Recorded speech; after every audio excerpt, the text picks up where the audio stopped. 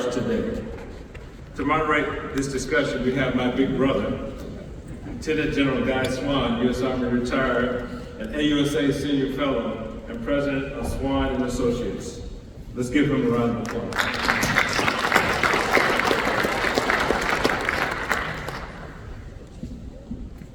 Okay, I guess I'm up then. Welcome back, everybody. Thanks for coming back. Sometimes we're a little cautious about what kind of audience we're going to have after the break, but appreciate you being here. That demonstrates your interest in what the Army's doing in this concept called transformation and contact that we're going to be talking about today. Before I get into the discussion with our teammates here, I wanted to mention a couple of things. First of all, if you have not seen it, I want to draw your attention to an article by General Brown, President and CEO of AUSA, that was published yesterday in Breaking Defense.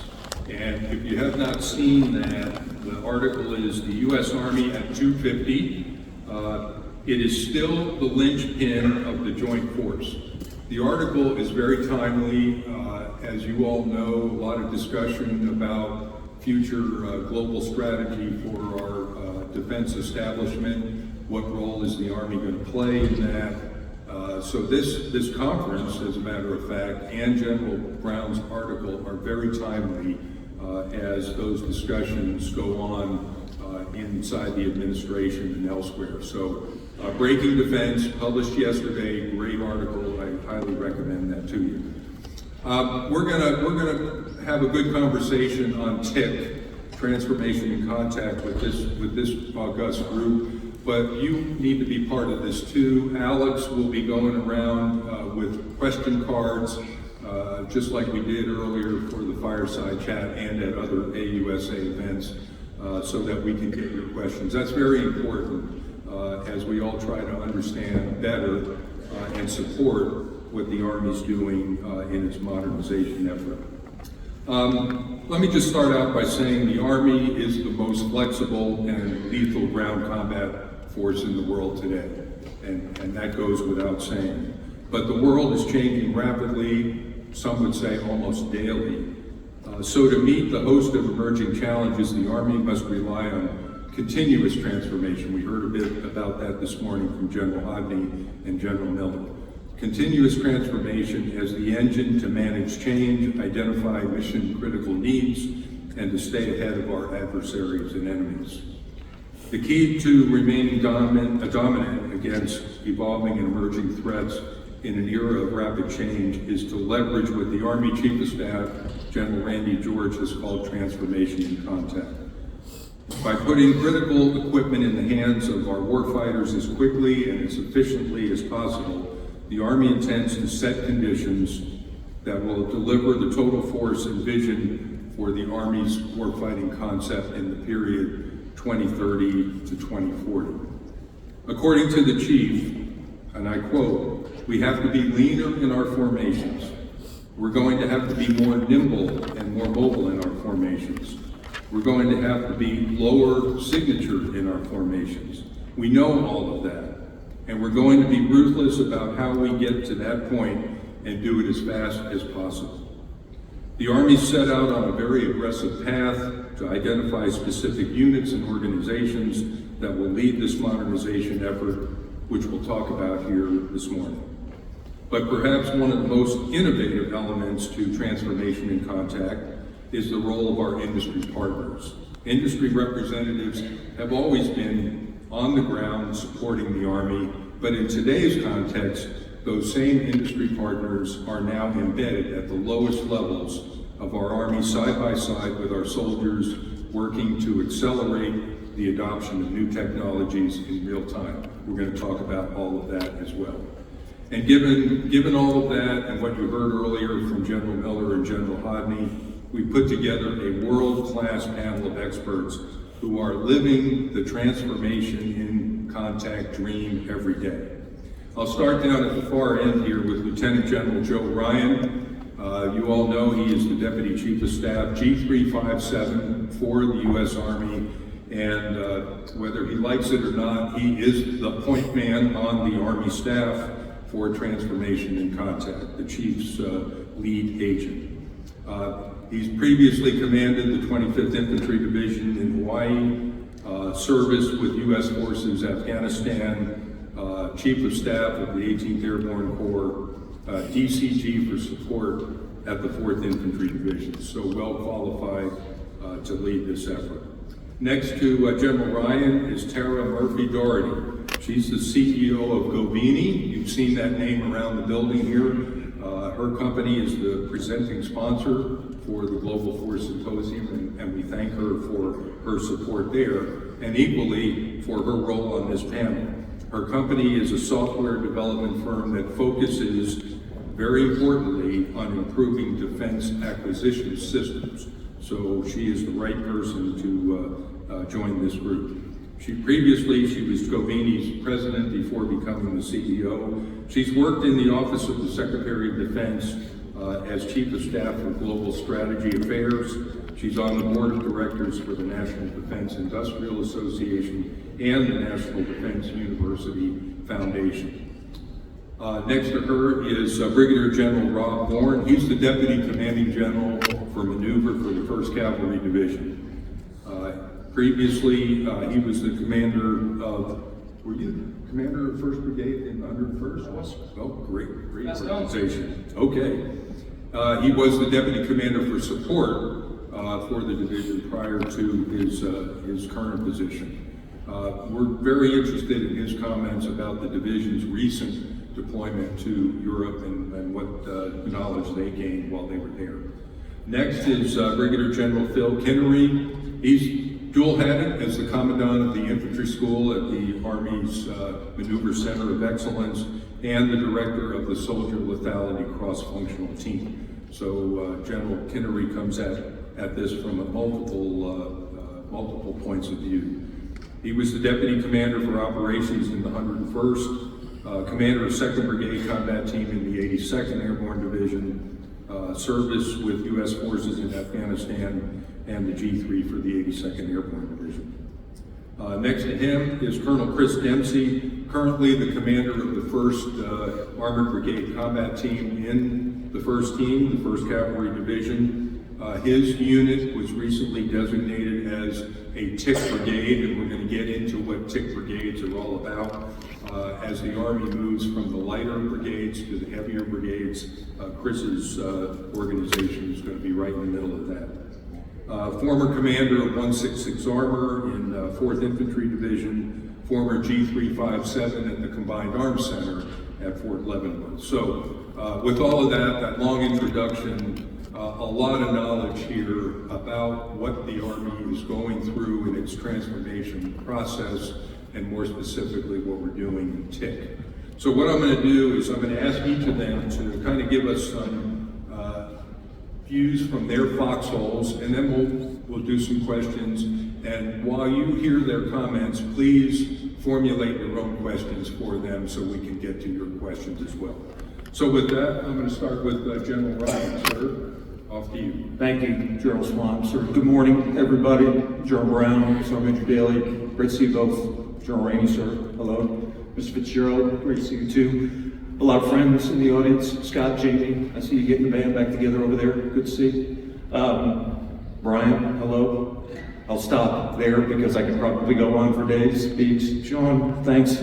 I'm extremely thankful to be here today, and I'm very thankful to be on the panel here. General Swan, sir, thank you for the great introduction. Chris, Bill, Rob, great to be here with you. A special thanks to Tarra, because I told her that when I told the chief I was coming down, he said, "No, you're not." And he said, who's on this panel that you're going to? And I said, well, Tarra's on from Giovini. And he said, okay, you can go. So I have a special thanks for her to allow me to get down here and to give me a chance to get out of Washington, which, as you know, is a little bit, we're a little bit fired up right now. We got a lot going on.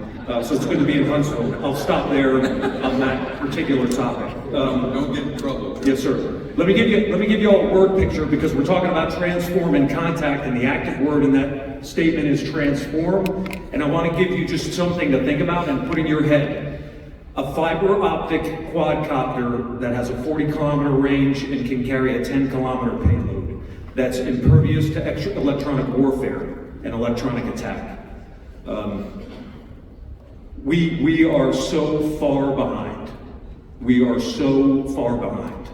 And I like to read about the confidence in our national defense, in our military, and in our industrial base, about all of the things we have and can do. But transforming in contact is about actually doing, not talking, not saying, about actually doing. So I'm thankful that you all are here, and I hope if you walk out of here with one thing in your head, it's about the need to actually do, to actually transform, and that's what transforming in contact is all about. 16 months ago, General Rainey and I and my predecessor, Patrick Matlock, and the chief sat in his office and we talked about transforming contact.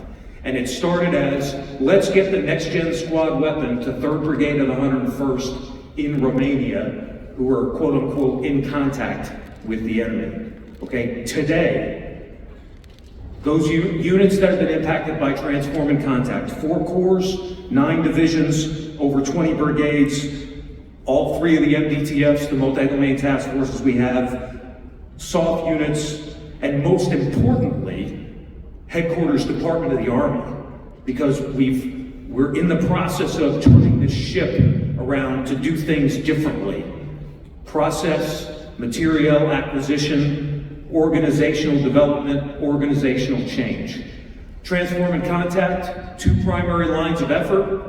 One is material and tech experimentation and innovation, very important. And as General Swan said in the green room before we came out, a lot of people think about transforming contact and they immediately go to the material. What do I think about? I think about the organization. I think about organizational change, and I think about the way we prototype specific organizations to use that technology to change the way we are fundamentally organized to fight. Transformation. Defined. Change in a thorough and comprehensive change in form, appearance, and character of a thing. That character word is important because General Swan talked about the changing character of warfare. We're not talking about in transformation a change in the nature of the thing. We're not talking about in transform in contact a change in the nature of warfare. But we are talking about a change in the character of warfare. And transformation in contact allows the Army to keep up with those changes in the character of warfare. Let me give you a couple of stats, and then I'll transition to Tarra here so she can talk about something much more interesting probably to all of you. In Transform in Contact 1.0, which Joe Ryan defined as those actions we took starting in fiscal year 24 to start to change the Army and make changes to 3 brigade combat teams. 2nd Brigade of the 101st, 2nd Brigade of the 25th, and then 3rd Brigade 10th Mountain Division. In the year of execution, with a fixed budget, we didn't have a lot of flexibility, but what we did do was we reallocated fielding of specific items of equipment, great appreciation for our acquisition professionals who helped us do that very rapidly. And then we spent a sum total, we were able to free up by the end of the year and spend a sum total of $15 million, which to all of you, knowing the size of the Army budget is not a lot of money. But we spent a sum total of $15 million to transform those 3 brigade combat teams, in addition to the reallocation of already fielded and fielding material. Since then, we've either allocated or we plan to allocate over $1 billion toward Transform in Contact, starting here in FY25 through FY27. We fielded in TIC 1.0, we fielded 360 unmanned aerial systems, about 800 mobility platforms. Probably the most popular of those is the Infantry squad vehicle, 50 counter-UAS systems, 20 persistent low Earth orbit communication systems, and about 10 electronic warfare systems. So certainly something, not anything to sneeze at, but not a huge lift. Since then, we've got plans to field over 1,100 UAS systems, more than 250 electronic warfare systems, over 2,000 mobility platforms, 1,200 counter-UAS systems, and the list goes on. And we're impacting, as I said, more and more units across the Army with Transform in Contact every day. The last thing I'll say, because the chief would not be happy if I didn't leave with this, none of this would be possible if we didn't have a great effort toward an agile funding strategy with our Congress and our appropriators. Without agility in funding, and that means combining budget line items to be able to react quickly to changes in technology, not buying a specific program or record, ladies and gentlemen, but being able to buy an item in a menu of systems, a menu of platforms, a menu of capabilities using the same funding that we've already got. No increase in top line for the Army, but simply making that funding more agile so that I can pick the best of breed and deliver it to the warfighter. Incredibly important, and probably if we can get it done in a budget someday that we might get, because we don't have one now, still operating in a CR, we might be able to realize an even more capable way to deliver combat capability to the warfighter in terms of tech. So I'll stop there. Look forward to your questions. Tarra, over to you. Great, thanks. Then thank you, General Swan, for the introduction. Thanks to AUSA for having Giovini here. Thank you, General Rainey, for hosting. And thanks to my panelists. You all are impressive, and I know I look like I fit right in. So, as you heard in the introduction, Giovini is a defense software company, and we build software products for two processes that I believe have been largely ignored by the commercial tech sector: acquisition and logistics. And in the context of the article that was referenced earlier, I hope we'll be talking more about logistics today. But I thought what it would be more helpful, rather than talk about Giovini or acquisition in the Army or logistics in the Army, maybe just step back initially and share a couple of thoughts just from a broader industry perspective. One is, I would say there has never been a better time to be an industry partner to the United States Army.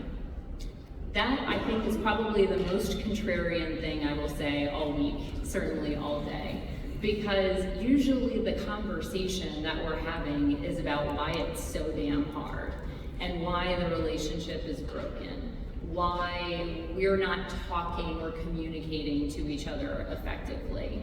But that is not the reality right now.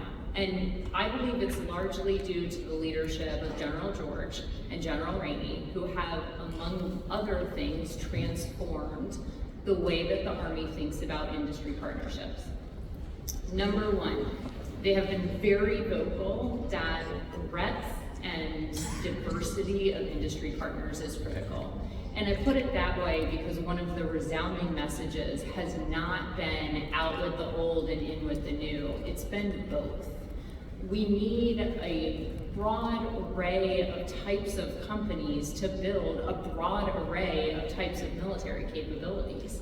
And so this movement has been about broadening industry partnerships. And yes, bringing in companies with emerging technologically innovative capabilities that help the Army go faster, fight better, be more lethal, and contribute to the mission and the cause. But it does need to be both.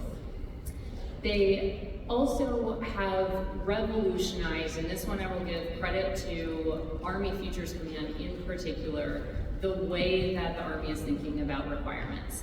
And yes, there is a very long way to go still in this regard, but moving into a much more rapid, iterative cycle of thinking about adaptive requirements, adaptively, what does the warfighter, what does a soldier need, is so much more not just effective, but compatible with the way that all of industry operates and builds products, and frankly, even delivers services.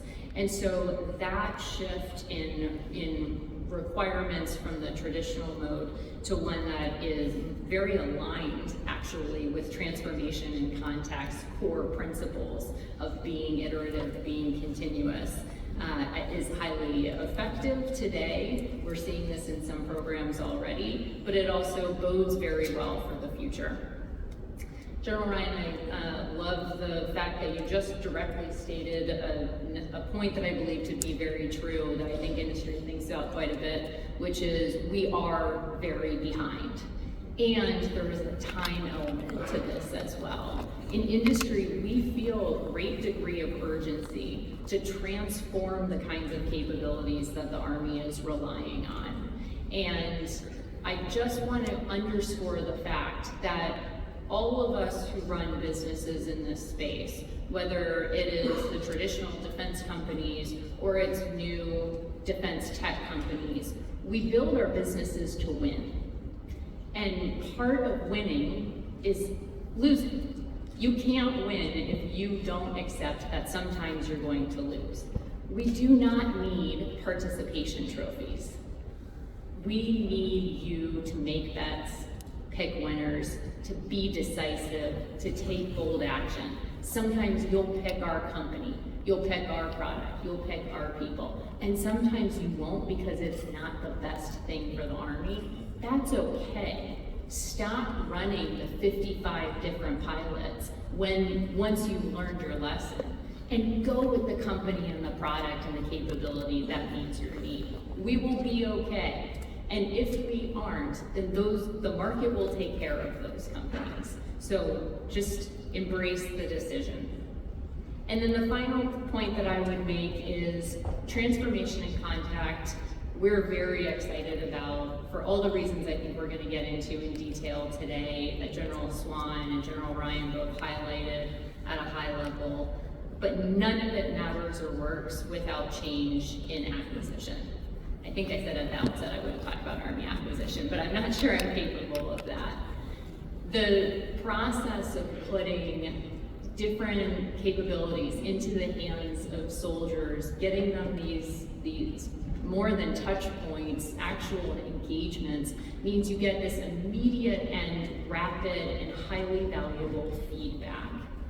Once you have that feedback, ideally you're sorting these capabilities into something that roughly looks like scale it, adapt it because it wasn't quite perfect but we think it's promising, or kill it.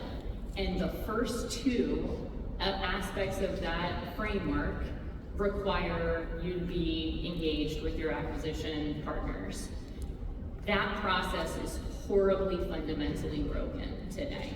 So as you make a bet on one of these capabilities and it moves into ASAL land, that might be the most exquisite, best capability that the Army could invest in. And then do you know how it gets managed in program land? In a spreadsheet.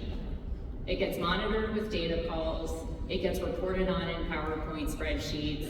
It is so broken and so behind. And so then there's a problem with parts and there are challenges with suppliers. And it turns out that operational availability rates are historically low. That is because in the acquisition ecosystem, we are operating like it is the 1960s instead of keeping pace with where we are from a technology and capability perspective today. So I urge you to think about transformation in the acquisition space as well. Great. Thank you. I think you're good. Okay, good morning, teammates. It is my honor to represent Major General Tom Felty, Pegasus 6, and the first team here on this panel today. I believe we have a video. If we could roll the video, that'd be great. Got it.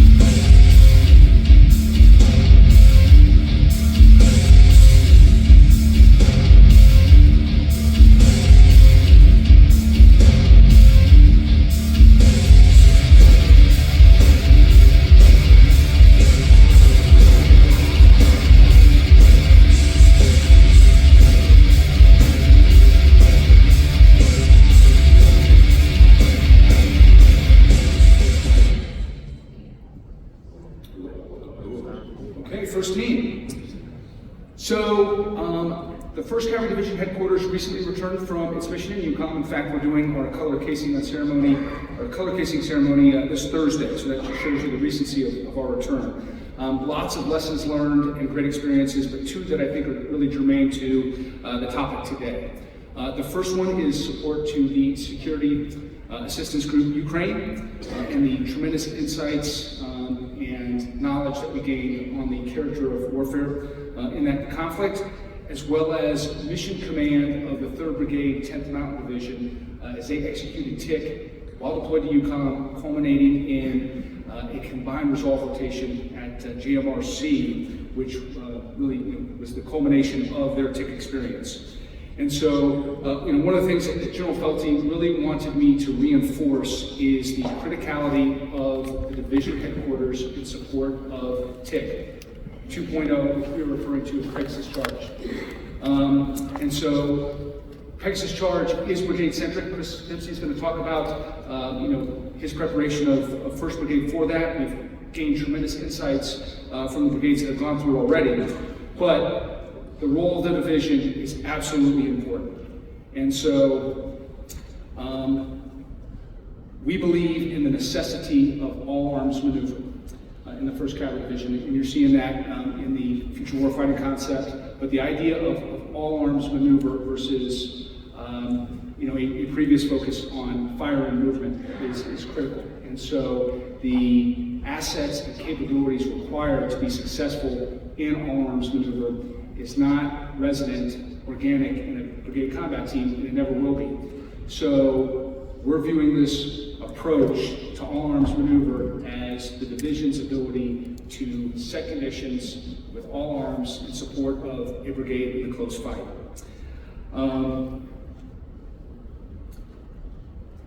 Our approach to Pegasus Charge is not based on material, as General Ryan alluded to. Material is important, but we believe that taking a doctrinal threat perspective is extremely important. And I'm going to talk a little bit about doctrine, organization, and training with respect to our approach. First, doctrine. We believe that capturing how we fight with this new organization, how we fight based off of the learning requirements, learning objectives, and learning events is extremely important to keep pace with emerging character of warfare. And so the division headquarters has a responsibility to support 1st Brigade at the conclusion of one of its learning events to not just have lessons learned and relearned, or lessons observed and reobserved, but to actually capture it and begin writing the doctrine that's going to inform how we fight in the future. And we fully recognize that is an endeavor that we need to have synchronized with multiple enterprise partners, maneuver center of excellence, etc. But that is an area of tremendous focus for the division. Organization. Chris is going to talk about how they're going to experiment with organization within the brigade. Armored Cavalry Squadron, Combined Arms Battalion, the Armored Strike Company. But from a division perspective, we think we have some great opportunities to transform at the division level. So one of those things is transition of the 36th Engineer Brigade to a division engineer brigade as part of the Armored Strike Division task organization. And 36th Engineer Brigade, along with 20th Engineer Brigade, are doing some tremendous work with respect to unmanned reduction of obstacles. And so we look forward to that partnership. And then once they become part of the division, that'll be absolutely a division effort that's going to inform how we fight and how we reduce obstacles on the complex battlefield. Our Air Cavalry Brigade has been identified as the first TIC aviation unit. And so, how we use them in all arms maneuver in that process. We're also looking at the potential addition, I don't want to get ahead of General Ryan, but the potential addition of rocket artillery back into the Dougherty and the criticality of that capability to support all arms maneuver in the close fight and set conditions for the brigade. And so that's really important. And then finally, we are very keen to understand how transformation looks like from a sustainment perspective. We were the first Armored Brigade combat team to execute this, and I think everybody here knows the criticality and the heavy lift that it is to sustain armor formations at the speed of combat. And so what are the functions, what is the organization of our division sustainment brigade? You know, everything from our Army common stockage list for the parts that we carry around the battlefield to reduce the signature, as General George identified as one of our requirements, to the methodology of ordering parts, and then just the size and scope of our brigade and division sustainment areas. We're also working with 13th Armored Corps Sustainment Command, which is our 3rd Corps sustainment element, and they are tremendous teammates, and they're extremely excited about some of the opportunities that we have to look at sustainment, not as an afterthought, but as we are executing how we support success in the close fight. And then from a training perspective, you know, the division has a warfighter in fiscal year 26, and the train up for that warfighter aligns quite well with 1st Brigade, 1st Cavalry Division's Pegasus charge training timeline. And so many of the critical events at the division level will be synchronized with the learning events executed by 1st Brigade, and so those are opportunities for us to exercise mission command, and that we don't lose sight over the interoperability requirements that are going to be necessary. Because if you have a brigade that transforms and they have, you know, kind of bespoke mission command capabilities, and they're, you know, extremely capable of communicating internally, but they can't communicate adjacent or to higher units, that is potentially a challenge. And so that we're going to make sure that we have opportunities to exercise mission command of a unit that is also transforming in contact. And so those are all awesome opportunities, and I look forward to the question and answer, and I'll pass on to Phil Kiniery.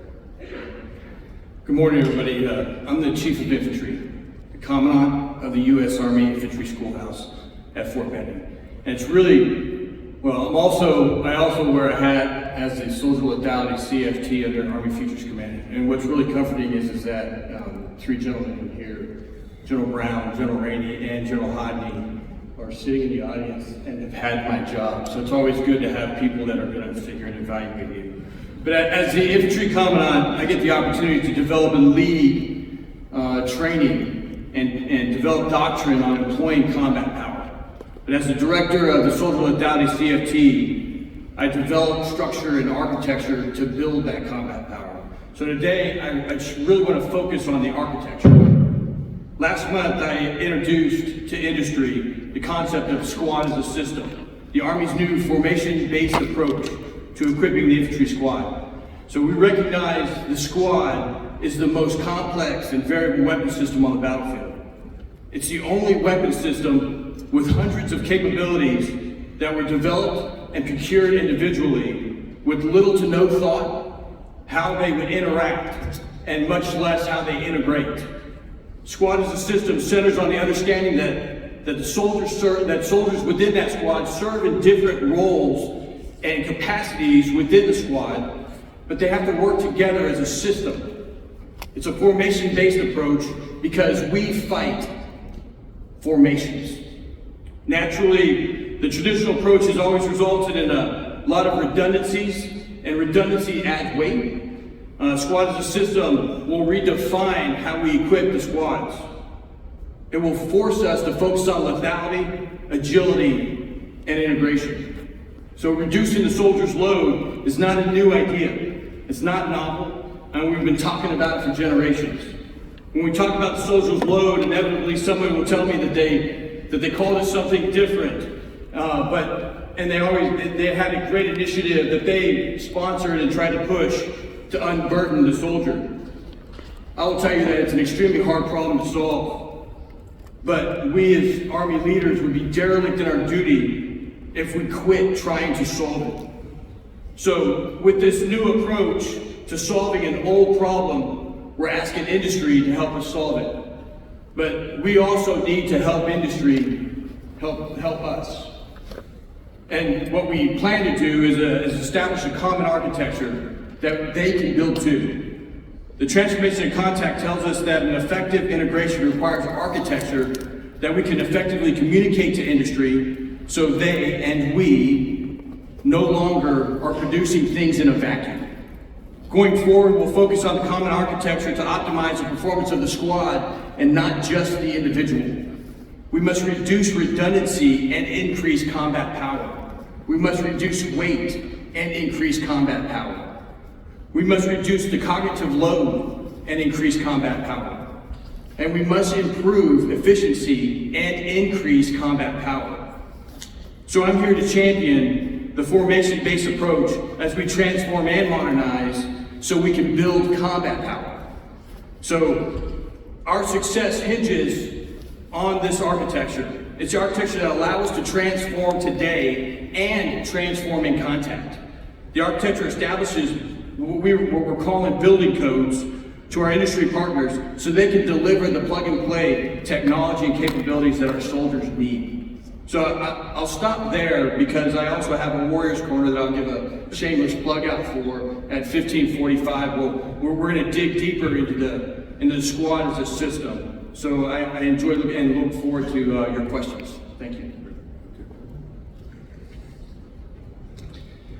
All right, good morning, everybody, and thanks for having me here. I'm happy to be here. This is the first panel that I've done in a forum like this. I don't know who invited me. Maybe it was by accident, but I appreciate being here.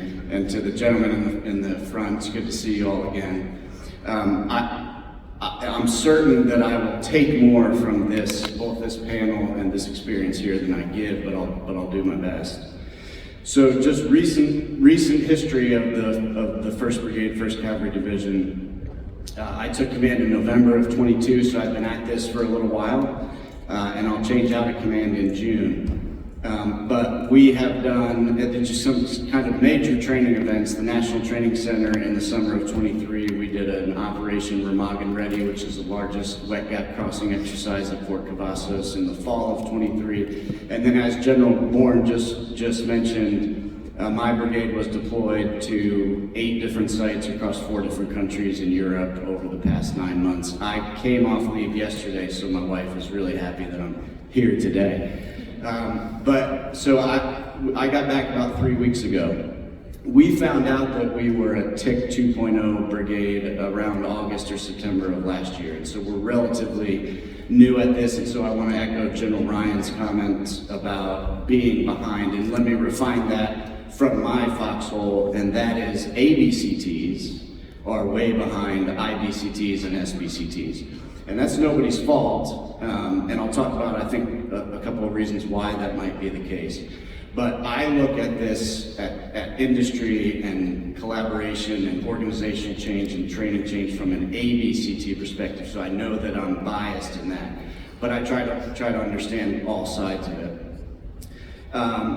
I also want to echo Tarra's and General Ryan's comments about action. There is a lot of talk about TIC 2.0, 1.0, but I am interested in doing things about it, and I'm interested in experimenting and driving change to take something from my previous assignment at the Combined Arms Center.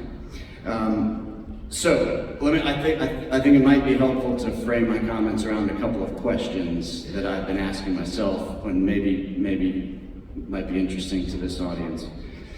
What does transformation contact look like at the brigade level? So for me, from my perspective, we don't have any new equipment yet. That's coming. But to General Bourne's point, we are looking at and are doing things in the organizational change, the training aspect, leader development, and preparing for the material to come. I think the biggest thing, at least from my perspective at the brigade level, the biggest change that transformation in contact provides is the opportunity and the freedom to experiment. I've been in the Army for 25 years, and I don't know that I've ever experienced an environment, and this is a credit to Army senior leaders, an environment to experiment, and as Tarra talked about, to make mistakes and to try things, and maybe it works and maybe it does not. I also want to tell you that this is happening. People are doing things. My peers, and I owe a huge debt to my peers, brigade commanders around the Army, And there's a group of us that get together every month over Teams and talk about different things that different brigades are doing. In fact, my Brigade XO is in Italy right now with the 173rd at their Innovation Symposium. So there's a lot of doing happening across the Army. From my perspective, why are we transforming and how do we message that to my formation? I think for IBCTs and SBCTs, it's out of necessity. You know, there's organizational changes required when you lose a cavalry squadron. Organizational change will be required in my brigade when I lose my engineer battalion in the coming months, and when the artillery battalion is reorganized under Dougherty. So there's reasons why. It's not just we're doing this in a vacuum.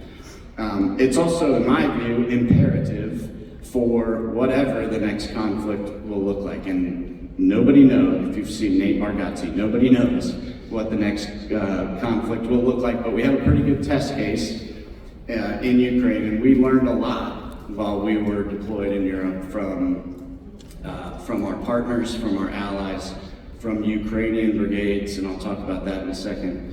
And I understand that there's, you know, there are multiple theaters, and so that, you know, we could end up in any theater, but I think some of the lessons that we've learned apply no matter where we go. What have we done at the brigade level? So get to the action piece of it. The first thing is learned a lot. So one of my battalions, while we were deployed to Europe, was sent to Graffier training area to train an entire brigade of Ukrainians that was then going to go fight. And so, as you might imagine, we learned a lot more from them than they did from us. And so we picked up on those lessons learned. We were also co-located with the 11th Armored Cavalry Division Polish in Giovini, Poland. And that division was dual-hatted as the NATO Combined Arms Training Center, and so they had multiple brigade staffs that went through essentially like an LTP that we would do prior to a CTC rotation. So my staff learned a lot from that. And then the SAC-U mission that General Bourne talked about. We've also changed some of how we've trained. So what I've talked to my battalion commanders about is, and I've heard it a number of times so far, is we need to think differently. So if you look at that video and you saw a Bradley in the open firing single shot, and you saw a Paladin in the open firing one round, that I would have a very deliberate and direct conversation with those vehicle commanders about cover and concealment and how to maneuver. Because I'm convinced that the way that, you know, this gets back to the imperative to change the way we fight. I'm convinced if we fight the same, we're not going to survive. And so some of the things we've done, we have developed an advanced gunnery scheme. So for those of you who are familiar with gunnery, it's a canned scenario of 10 engagements. We've developed an advanced gunnery scenario where nobody knows what the targets are going to be, nobody knows the ranges, nobody knows when they're going to come. That to me shows whether or not you can fight versus whether or not you can knock down targets. We have changed the way that we do our artillery tables. It is not sitting out in an open PAA, it is maneuvering, firing, and maneuvering. We've done a lot of work, and we don't have the best solution right now, but we've done a lot of work on command posts. We changed the way that we are organized command posts. We changed where we establish command posts. Some of the lessons we learned from the Ukrainians, they're not, you know, the term under canvas doesn't really apply anymore, and I know General Beagle wrote the article about the death of command posts. We took that to heart, and so we established our command posts in hard structures whenever we could. And then I think General Bourne talked about one of the wicked problems in ABCT specifically is the brigade support area and how we sustain this, you know, monster of an organization that is an ABCT. And so we've done some of that. We have coordinated with multiple agencies, both internal to the Army, in FORSCOM, TRADOC, AFC, industry partners, just to establish relationships, because I think that's mostly how things get done in the Army, and we'll continue to do that. And we've also established an innovation working group where, as you might imagine, some of our best ideas come from specialists and sergeants who, you know, are frankly tired of dealing with something stupid, and so they come up with a better way of doing it. And then this I'll close with, what are we scheduled to do, or what are we going to do in the near future? We are due some new equipment. Some of this was scheduled before we were designated as a TIC 2.0 brigade, so we'll get new Bradleys, we'll get new Paladins, we'll get new Cats, we'll get new communications architecture, new network, which will be revolutionary for an ABCT. We are well behind IBCTs in that aspect, so that'll help. We will have a long-range planning conference with internal to the brigade, because my brigade is going to go through a significant transition in the next couple months when myself and every one of the battalion commanders changes out of command. And so what I want to and need to be able to do is establish momentum and keep that momentum up. And what we're going to do is not talk about what we're going to do, but how we're going to do it. And then the last thing we're going to do, and General Felty charged me with this, is to run a task organization sprint, to which we're bringing in a number of different agencies across the Army to talk about, I think, as General Bourne mentioned, the way that ABCT should be task organized going forward. So I'll stop there. Again, thanks for having me. Great. Thanks, everyone. Great introduction. I'll come back to Colonel Dempsey, because I have some questions about the effect of all this at the soldier level and at the small unit level. So we'll come back to that. But one point that I did not hear in anybody's discussion is the discussion of risk. And I'll start with you, General Ryan.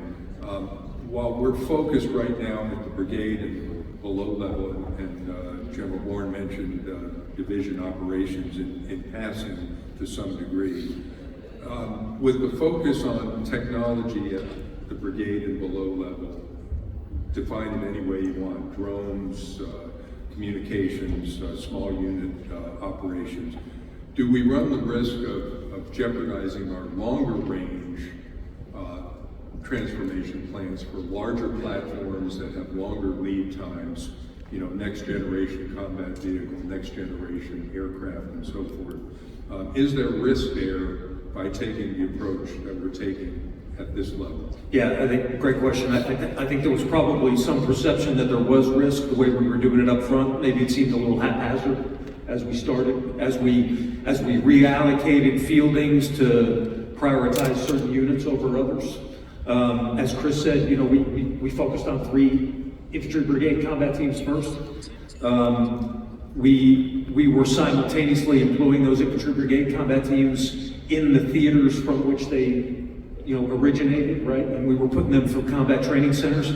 And the previous Secretary of the Army asked me at one point, aren't we putting a huge burden on these brigade commanders who are going through their sort of culminating events and are sort of getting graded? And I almost laughed, because we have people like Chris Dempsey and the crowd that he runs with and his peer group, they own this.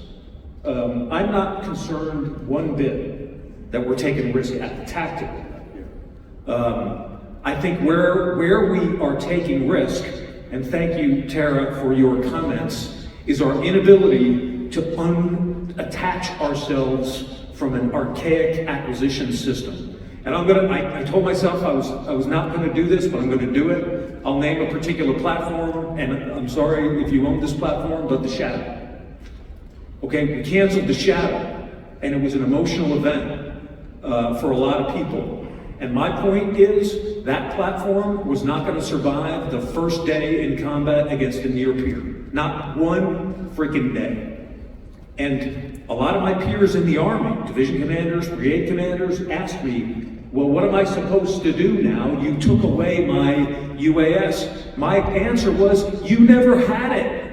If you tried to employ that thing in combat, you can train with it all you want. It's a fallacy. You weren't going to make it in combat with that particular platform, and there were a number of other platforms like that. So some of Transform and Contact, guy, was born out of a realization that we are already taking immense risk by not doing this.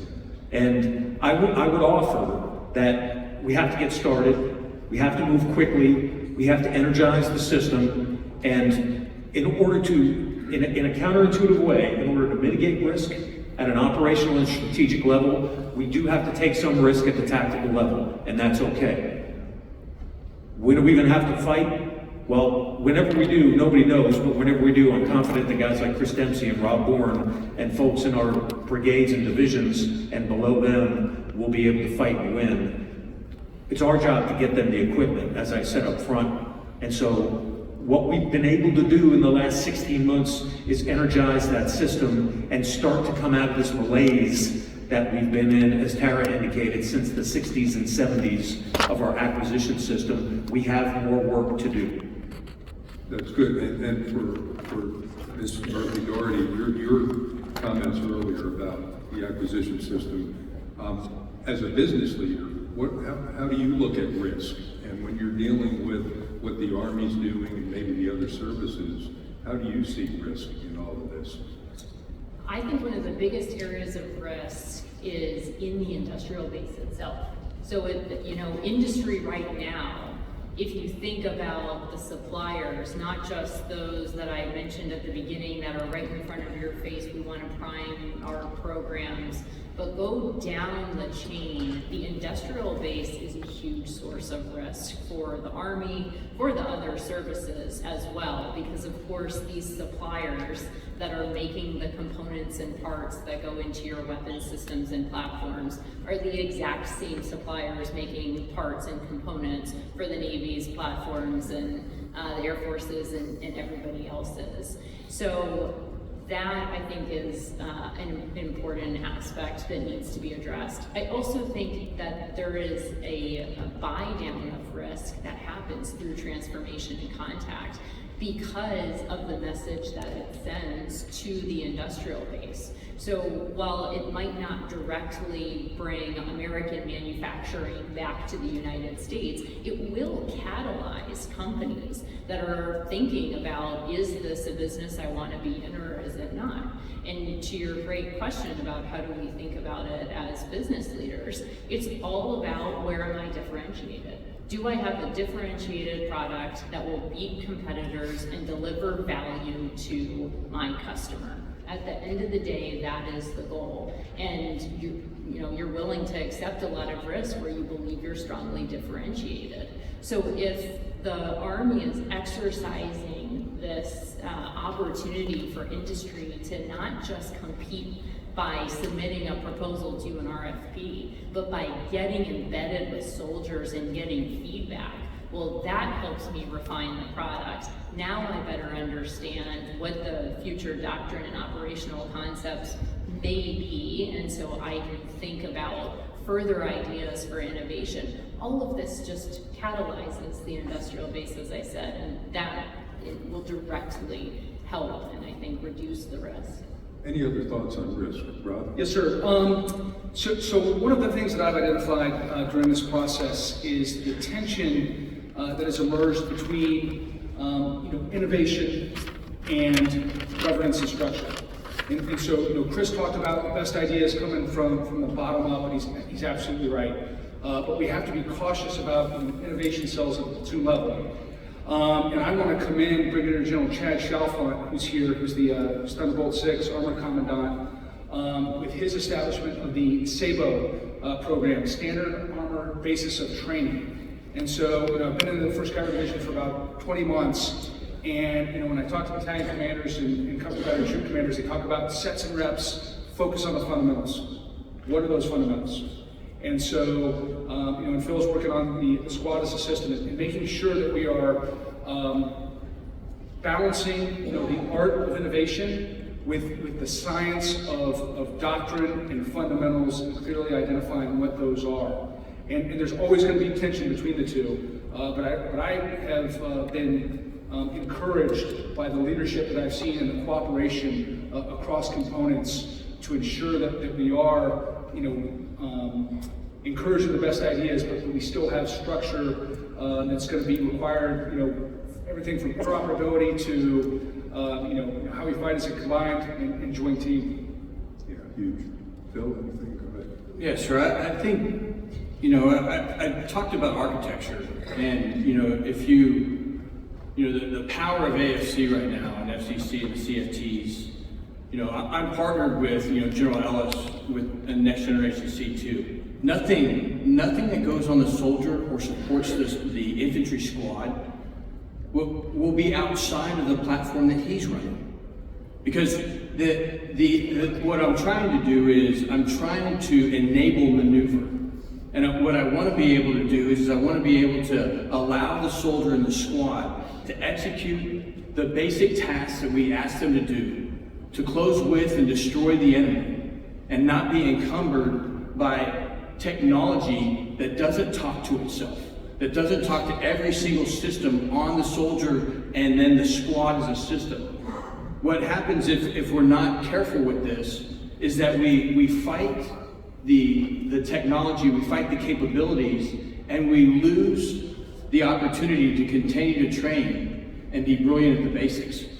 So you'll see that across AFCs is that it all goes back to, when I talk about architecture for the squad, I talk about software, I talk about the hardware, what's actually being worn, and then I talk about the soldier's human performance, and are we degrading that performance, which then impacts the cognitive ability to make decisions on the battlefield, right? And so that right there is, the architecture is an approach to reduce that risk, but also transform as fast as we can. Right. That industry is innovating this right. Absolutely. Any thoughts on risk? Just quickly, so the Army warfighting concept says something, and I'm paraphrasing, but we should do nothing in training that we don't think we'll do in combat. I think one of the biggest risks is that we just continue to do things the way that we've done them in the past, regardless of what that is. Whether that is rolling out to the field in a column, or whether that is shooting gunnery the same way we've always done it, establishing a huge PSA, establishing a command post that's not survivable. All of that is, as to General Ryan's point, we're not going to survive in combat if we do that. And so I think there is risk in doing the same thing. I think there's risk in waiting. I think there's risk in potentially losing momentum on all these efforts. So that's what I would say. Good thoughts. I want to go back to Tarra's comments about the acquisition system. One of the things some of you all have probably participated in a Futures Command initiative now. We're familiar with requests for information, requests for proposal, but now I'm seeing requests for capabilities going out to industry partners asking what capabilities does the Army need?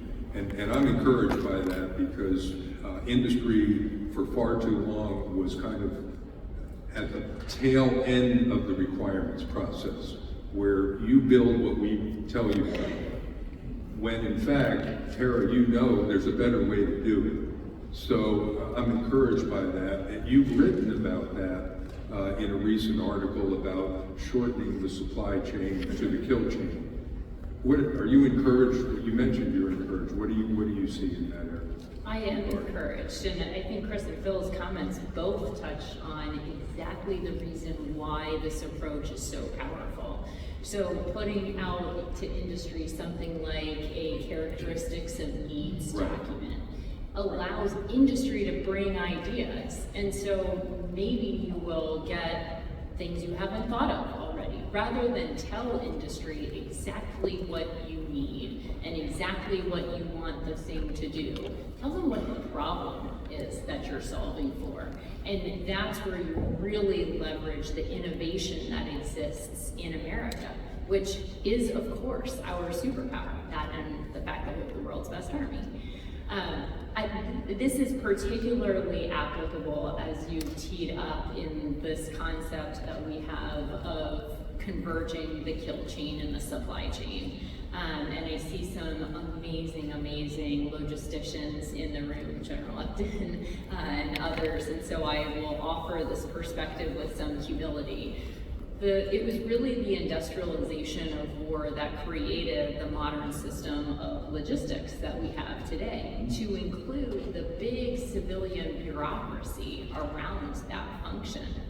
And throughout generations, I was going to say decades, but it's been even longer, there has been a separation between what we think of as the kill chain and the kinetic activities that support the warfight, and then this other function that is logistics, and if you continue to extrapolate, also acquisition. But if you just focus on logistics for a second, what is brilliant about next generation command and control is it says no more. They all have to be interoperable. We have to think about logistics on the battlefield in a modern way, in a way where the systems aren't separated, where the network underpins it all, and the interoperability and data sharing is there, so you get one cohesive picture.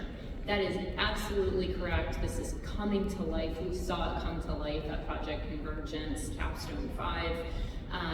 And I would offer one more point, which is you can't stop at the depots or DLA stock or what you have on hand in the organic industrial base, or even what you've got in the program offices, quote unquote, back at home. You have to include in this concept of sensor to shooter to sustainer also the industrial base. And that's the point about connecting the kill chain and supply chain fundamentally, is as we are rapidly expending capabilities in ammunition and munitions, and the demand increases, we dynamically need to be monitoring and predicting that demand, not just so that the logisticians and the sustainment community can support it, but so that it can be communicated to the industrial base.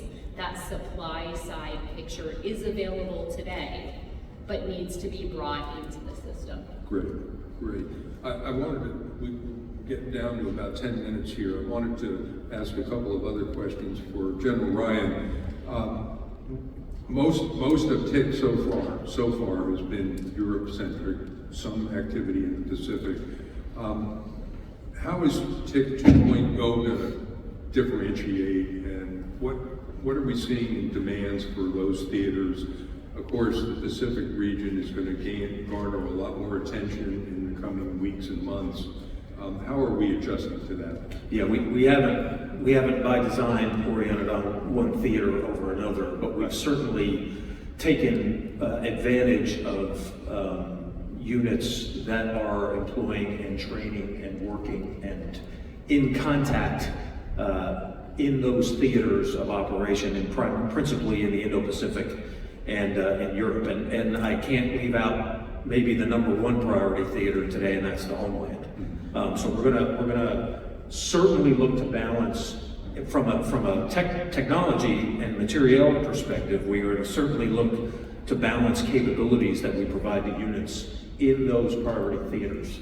And I mentioned the interim NDS earlier today. It is the interim NDS was published 2 weeks ago, and I'm kind of surprised that, if I had to guess, many of you in the crowd with a clearance to read it probably haven't read it.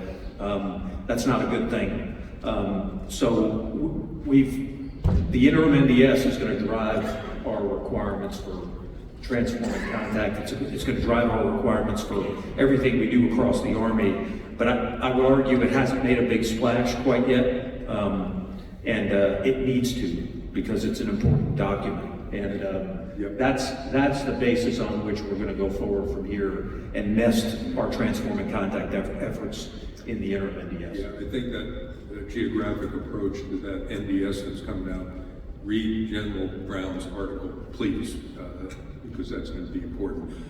We're getting down to time here, but I wanted to get to another point that we did not address, and ask each of you to kind of address it as part of our closing. And that is, in this process, TIC 1.0, 2.0, rapid integration of technology, soldier touch points, what changes need to be made in leader development in this process? Some leaders are resistant or uncomfortable with change, others are anxious for change. Do we need to train leaders differently, and if so, how should we do that? Maybe I'll start with the guys that are kind of at where the rubber meets the road. General Kiniery, you do a lot of leader development. Yes, sir. So under my hat as the infantry commandant, I own all of the OSIT 11 series, both our 11 Bravo and our 11 Charlie soldiers that come into the force, as well as I run the program of instruction for all of the initial military training for our infantry lieutenants. And I have a hand in what we do with our captain's career course at the maneuver level, mainly focused at infantry and armor officers. What I'm seeing right now is there is no better time than right now to change, to transform. The culture of our young officers, they're very much open to it, as well as our younger soldiers. Good. What we have to do is we have to change, and what General Brito is driving is a transformation within TRADOC as well, to keep up with transformation and contact, is push the envelope. Right now, we're still behind the power curve a little bit in delivering some of the technology to the schoolhouses in order to train on them. I don't have as many, quadcopters, or we're getting them out to the force to test within the training, transform and contact units, which is the right approach.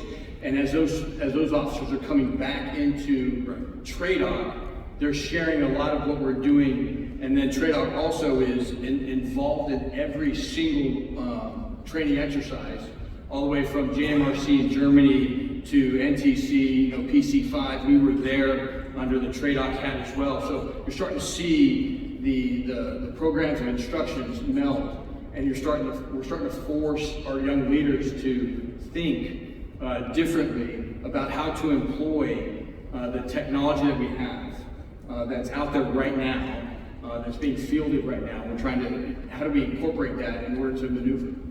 So I'm not sure that we're having an issue. I actually think that the iron's hot with the mentality of our young leaders right now. Yeah, because younger troops are often fed this equipment or these technologies rather than being asked what they need, and that's kind of a different mindset. How are you talking to your leaders if you get rid of this?